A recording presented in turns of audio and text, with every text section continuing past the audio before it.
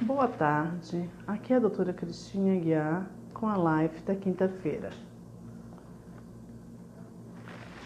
Eu estava checando as mensagens que eu recebi essa semana no direct e no inbox e eu tive diversas perguntas sobre meu filho tem hidrocefalia. Gostaria que a senhora falasse sobre a epilepsia na hidrocefalia. Aí outra pessoa, meu filho tem toxocongênita. Eu gostaria que a senhora falasse sobre epilepsia na toxoplasmose congênita. Quer dizer, várias mães falando sobre patologias específicas relacionadas à epilepsia. E aí eu acho que me deu uma ideia aqui que eu acho que as pessoas não entenderam muito bem. Acho que isso já foi dito em outra live, mas eu resolvi então esclarecer. Quando nós temos uma alteração da estrutura cerebral por qualquer patologia, toxoplasmose, uma má formação, uma sequela por causa de uma anóxia neonatal, que é típica nas paralisias cerebrais, uma hidrocefalia, um AVC que existe em criança, AVCs isquêmicos ou hemorrágicos, quando nós temos uma sequela de traumatismo craniano. Quer dizer, todas essas patologias, elas provocaram um dano à estrutura do cérebro. Alguma região do cérebro possui uma alteração anatômica. A estrutura foi alterada, não está normal.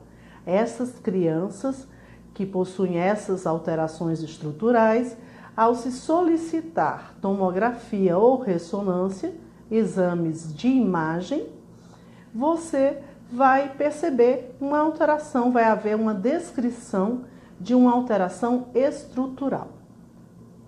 Se essa criança desenvolver uma epilepsia, que é muito comum, já que ela possui uma alteração estrutural, nós classificamos como uma epilepsia sintomática, porque existe uma alteração na estrutura. Quer dizer, eu sei que aquele cérebro tem uma área que está alterada, que está fora da normalidade. Então, provavelmente, o foco, a origem das crises acontece também daquela região ou ao redor daquela região. Em todos os casos, aquela epilepsia se comporta de uma forma igual. Então, assim, não existe isso. Fale da epilepsia da hidrocefalia, é uma epilepsia sintomática. Fale da epilepsia da toxoplasmose, é uma epilepsia sintomática. Fale da epilepsia de uma criança que tem paralisia cerebral, é uma epilepsia sintomática. Todas elas têm um local, então nós chamamos focal sintomática. Porém, a pessoa pode ter várias regiões alteradas e com isso ter paroxismo, ter atividade epileptogênica generalizada ou multifocal, de várias origens. Diferente de outras crianças que possuem imagem normal. São crianças que não possuem alteração de imagem, tem tomografia e ressonância normal. Nessas existe alteração apenas eletroencefalográfica. Se a criança possui alteração apenas eletroencefalográfica, quer dizer de EEG, de eletroencefalograma, essa criança também tem epilepsia. Porém, a gente não classifica ela como sintomática. Às vezes nós classificamos como idiopática, quer dizer, de origem genética ou então de origem desconhecida. Nós não sabemos explicar por que essa criança desenvolveu epilepsia, já que ela não tem uma causa específica. A grande maioria das epilepsias que não possuem alteração estrutural da anatomia do cérebro são de herança genética, 70%. mas 30% não possuem herança genética, não tem alteração estrutural, quer dizer, eu classifico como idiopática. Não sei te dizer por que ela desenvolveu, porém ela possui. As crianças que não possuem alteração de imagem têm um melhor prognóstico, porque é o tipo da epilepsia que eu consigo controlar a alteração eletroencefalográfica. Se controlada as crises, essa criança pode no futuro deixar de tomar o remédio porque não precisa mais, que seria a cura, quando você não precisa da medicação e não possui crises convulsivas. Já as crianças com sequela de toxo, hidrocefalia, traumatismo craniano, paralisia cerebral, kernícteros, todas as patologias que possuem alterações anatômicas, alterações de anatomia cerebral, essas crianças têm uma chance menor, porque essas alterações anatômicas eu não tenho como curar. Quer dizer, se ela possui uma alteração, se uma doença deixou nela uma marca no cérebro, uma marca estrutural, essa marca não desaparece, é uma marca, é uma sequela. Quer dizer, ela fica. Então, ela não tem cura, a marca. Então, é difícil que eu consiga retirar a medicação. Essa criança tem bem menos chance de retirar a medicação no decorrer dos anos. Então, por isso, as crianças com paralisia cerebral, é muito difícil você retirar completamente a medicação e essas crianças permanecerem sem crises. Se você retirar a medicação, essas crianças voltam a ter crises. Eu sou neuropediatra, então tudo que eu falo aqui, eu estou falando na infância. Houve umas pessoas que me perguntaram que queriam que eu falasse sobre epilepsia na infância. Mas o que eu falo é epilepsia na infância, porque eu só atendo criança. Eu sou neurologista infantil, neuropediatra, então eu só trato de epilepsia na infância.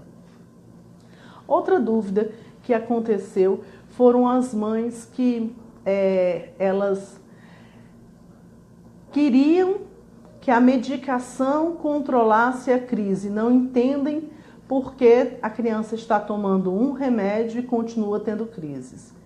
Eu acho que já tem outras lives falando sobre esse assunto. Quando o neurologista coloca a primeira medicação, ele tem uma chance importante dele conseguir controlar as crises na primeira escolha. Porém, um número pequeno, que não é a grande maioria das epilepsias, elas são epilepsias de difícil controle. Elas não respondem ao primeiro medicamento. Então, o neurologista precisa fazer ajustes, aumentar dose, talvez associar, colocar 2 anticonvulsivantes. Associa-se não porque a gente quer, porque não houve o controle da crise. Aumenta-se a dose para conseguir o controle das crises. E existem uma minoria, porém importante, de pacientes que evoluem para o que nós chamamos de epilepsia refratária. Epilepsia refratária é uma epilepsia que é refratária, quer dizer, ela não responde ao tratamento, ao uso de anticonvulsivantes. Já foram tentados para considerar que uma epilepsia é refratária, nós precisamos fazer uso de no mínimo 3 anticonvulsivantes. Então, isso também que eu quero deixar claro, né? Então, assim, a mãe perguntou, ele toma um remédio e está tendo crises. Porque ele precisa reajustar. Então, nós precisamos fazer retornos mais frequentes, porque o neurologista vai tentar controlar as crises. Então, se o seu filho está tomando um anticonvulsivante de forma adequada, você está seguindo as orientações e ele continua tendo crises, esse não é o resultado que nós queremos. Então, você deve se comunicar com o seu neurologista para fazer consultas frequentes. Nos meus pacientes, eu tenho pacientes que fazem consultas mensais. E eu já tive períodos em que pacientes mais graves necessitaram de consultas semanais para fazer ajuste de drogas. Então, com isso, é uma procura, é uma busca para o controle das crises. Quando nós temos muitas crises, nós temos que tentar que essa criança fique com o menor número possível de crises. Se possível, sem nenhuma, mas pelo menos com o menor número possível de crises. Então, as mães que estão falando aqui sobre Dandy Walker. Dandy Walker é uma má formação, então ela entra naquela estrutura cerebral alterada. Então, Dandy Walker é um nome que se dá a uma alteração específica.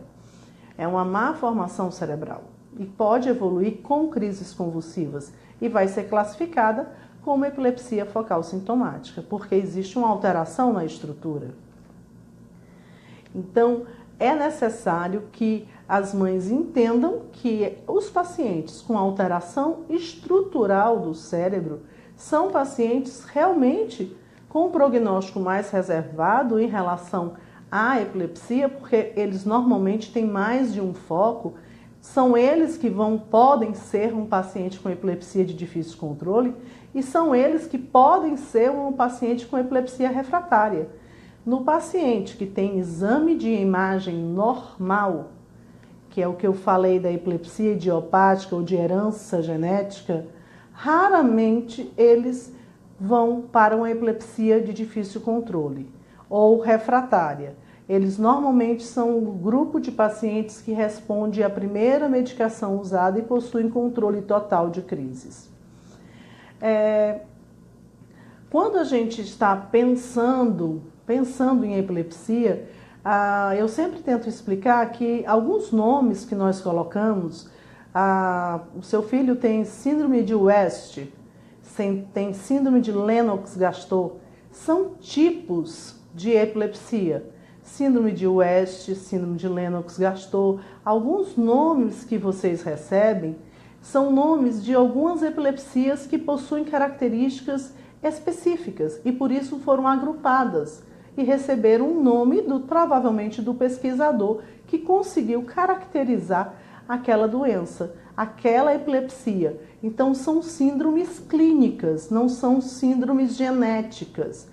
São síndromes clínicas, é um conjunto de sinais e fatores que formam uma síndrome clínica.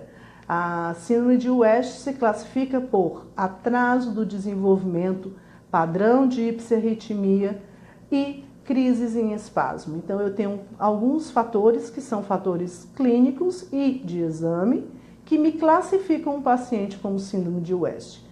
Esse paciente faz o tratamento, usa os anticonvulsivantes, o padrão dele mudou, não é mais hiperarritmia, então ele não tem mais síndrome de West, ele teve, porque agora ele não tem mais o padrão de hiperarritmia. Então ele mudou o padrão, ele pode continuar tendo epilepsia, porém ele não é mais classificado como West porque ele perdeu pelo menos um dos critérios, que era o padrão de hiperarritmia. E isso comumente acontece quando a criança cresce. Síndrome de West é um tipo de epilepsia, difícil controle, às vezes refratária, mas que acontece em crianças pequenas. Então, quando a criança cresce, ela transforma o padrão eletroencefalográfico. Pode se transformar numa epilepsia generalizada pelo eletro, ela pode ir para uma epilepsia focal e ela pode ir para uma outra síndrome, que é a Lennox-Gastaut, que se classifica por outros critérios. Então, ela teve síndrome de West, que é uma epilepsia realmente de difícil controle e que raramente ela fica sem epilepsia. Porém, existem casos que você consegue que um paciente de síndrome de West responda bem ao tratamento e existem casos relatados de pacientes que ficam sem crises convulsivas, com ótimo padrão de eletro. Mas é uma síndrome que está restrita a crianças pequenas. 1 ano e meio, 2 anos e meio, no máximo 3 anos. Depois disso, ela não será mais West. Ela foi West. Então, eu acho que eu respondi as perguntas que me colocaram em box. Tem muitas perguntas hoje, eu não estou conseguindo ler todas, porque tem muitas com um enunciado muito grande. Então, coloquem todas as suas dúvidas, que eu vou responder no decorrer da semana. Se você achou válida a live, se você acha que é explicativa, se você acha que ajuda a compreender a doença do seu filho, eu peço que compartilhe. A intenção dessa página é distribuir informação de forma gratuita e num veículo que tem um alto alcance. Então, por isso é que eu peço que as pessoas compartilhem informação que considerem válida. Se você considerou válida, compartilhe. Outras pessoas vão poder aproveitar, tá bom? Um beijo para todos. Bom final de semana. Feliz Natal, se eu não estiver mais por aqui.